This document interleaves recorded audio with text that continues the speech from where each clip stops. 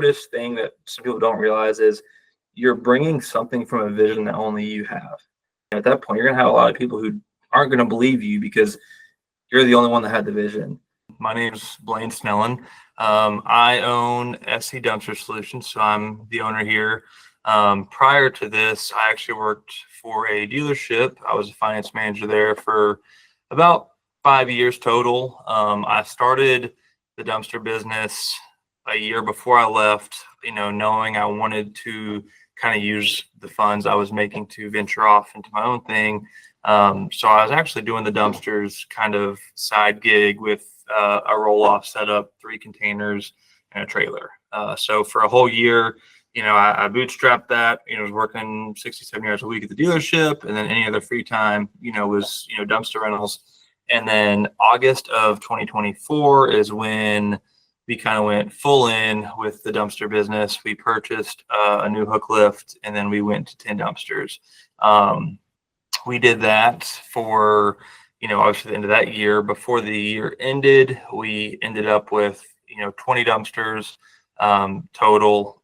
And then we did that for, obviously the end of that year. Before the year ended, we ended up with, 20 dumpsters total. And then we ordered some beginning of this year. So, we're currently now sitting at 30 dumpsters in a hook lift truck. And I mean, it's crazy just because we're right now in the process of, we have 7 more dumpsters on order that should be here in the next week. We're about to get into hook lifts for 30s and 40s. So we have a CDL truck on order that should be here August 1st. So it's been this kind of crazy thing about, because I was still doing the dumpsters from August to November while I was still a W-2 employee. And then I left in November, and it's one of those things that, I was making a very, very good, amount of money. And it's, thinking like, okay, I'm about to leave this, but I was also just willing to kind of take that bet on myself and take that risk. And I guess I was going to die on that hill that, if I'm going to spend 60, 70 hours a week, I want to do it for myself. And after doing that, I mean, it's been entrepreneurship is definitely a roller coaster, but like I said, now, we have I'm sitting in an office space, which if you would have told me before I left that, in 6 months I'd have an office and 4,000, square feet of warehouse space for all of our equipment. And I mean, it's been definitely a crazy ride, but it's been awesome. We wanted to get into the 30 and 40 yard setup, but you're obviously competing with a much bigger corporation at that point. So I always told I have a partner, but I told him, I'm like, I don't need 2 feet to jump, but I at least need 1, which in my terms was I need 1 contract to, go out and obtain this equipment, because the dumpster business, depending on how you're entering and, whatnot, can get very expensive. Obviously when I first started, it was a little more minimal, by just doing the trailer and 3 bins. But, when you step up to buying a truck and then, 30 dumpsters, and then now we're, getting a triaxle truck and more containers, I kind of had to have 1 solid, contract that made sense to, jump into spending that kind of money. I think one of the biggest hurdles of getting off the ground is, 1, starting is its own thing. It's not easy to, 1, work 60, 70 hours a week and still, focus on your energy, your very minimal energy and time to put towards something else.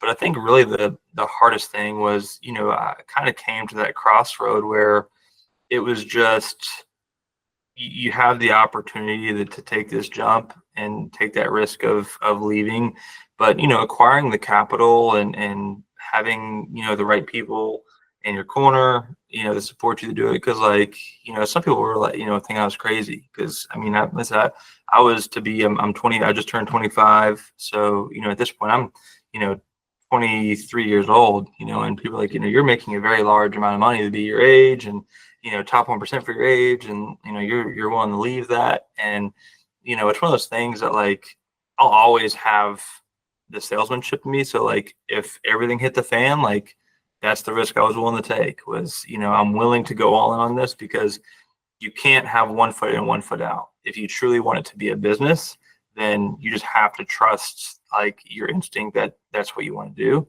And for me, I think that's one of the biggest hurdles, was just willing to take that jump.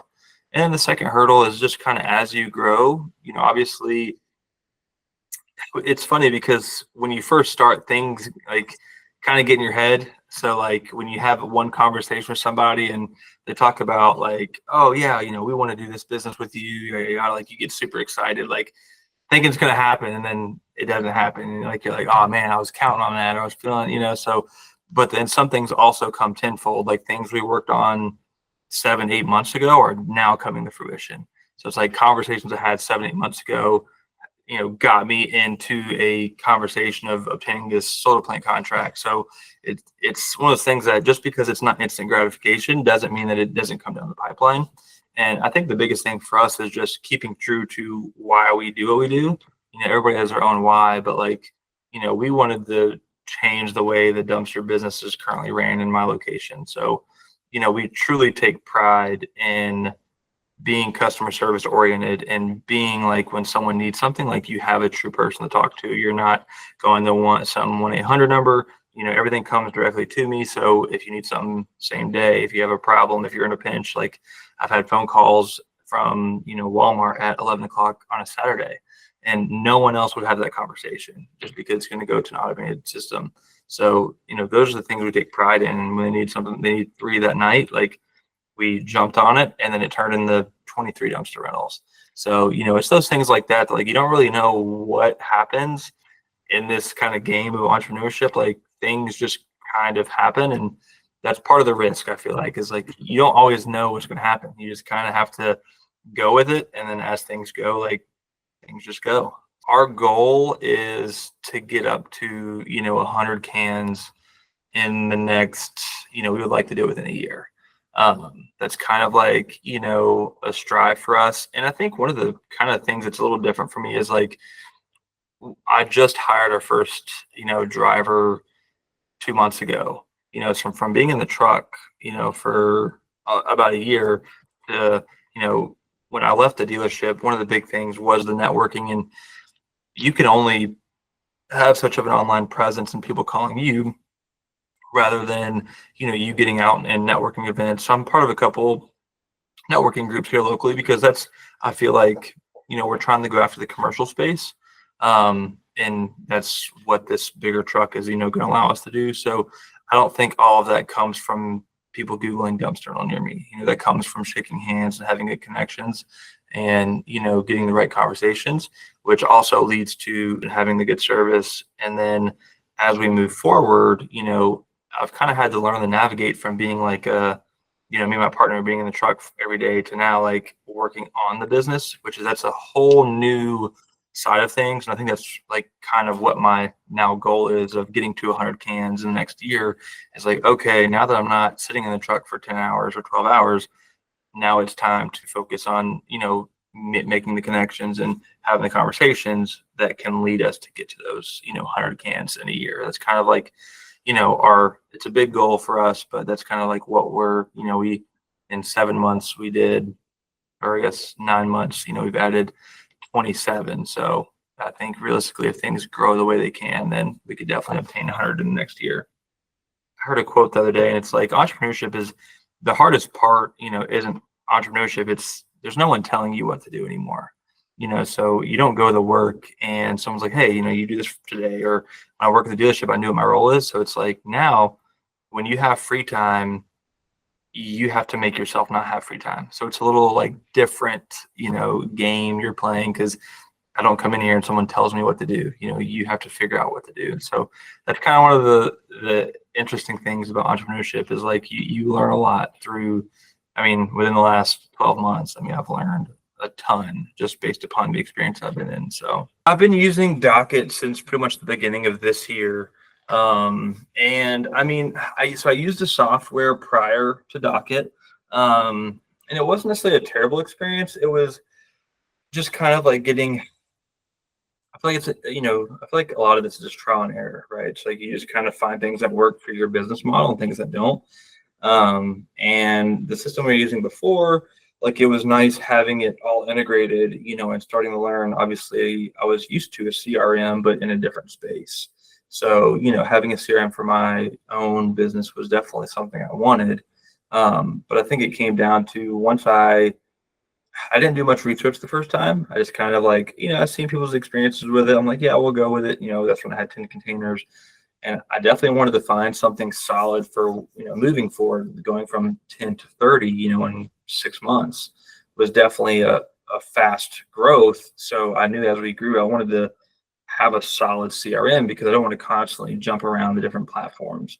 So once I switched to Docket in the beginning of the year, Docket, had some pretty much things that were available that the other software didn't have, that made the business model for me better.